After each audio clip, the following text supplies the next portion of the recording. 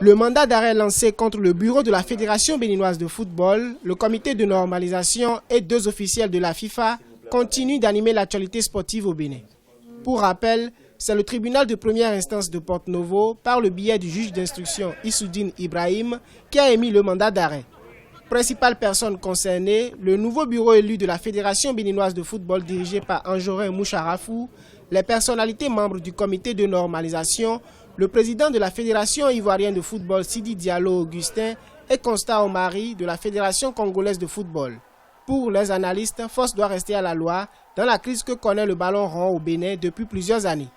Si aujourd'hui, on en est là avec des mandats d'arrêt, c'est la suite de cette décision de justice qui a été braquée, puisque les commanditaires, les membres du CONOR et tous les administratifs de ce comité de normalisation, les élus ont, selon la justice, manqué d'écart à cette justice.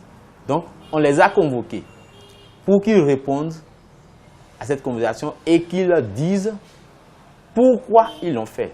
Il est reproché aux mises en cause l'organisation du congrès électif de la Fédération béninoise de football qui s'est tenu le vendredi 10 juin 2016 malgré l'ordonnance d'interdiction rendue à la veille par le tribunal de première instance de Porto-Novo. Dans cette situation controversée, la réconciliation des acteurs de la famille du football semble prendre un coup. Nul ne saurait s'élever au-dessus des textes de ce pays. Nous nous sommes accommodés tous pour dire voilà ce que nous devons faire et la FIFA, son administration, notamment son conseil de gestion, nous a montré le chemin. Et le CONOR a fait complètement le contraire de ce que le conseil d'administration nous a montré. Et pour nous, aujourd'hui, il n'est aucune raison que nous puissions nous asseoir sans que nous acceptions une élection, sans que nous puissions nous asseoir, discuter. Le bras de fer entre la justice béninoise et les acteurs du football survient dans un contexte où les équipes des cadets et seniors sont actives dans les différentes compétitions continentales. Selon plusieurs observateurs sportifs, une nouvelle sanction de la FIFA plane sur le Bénin.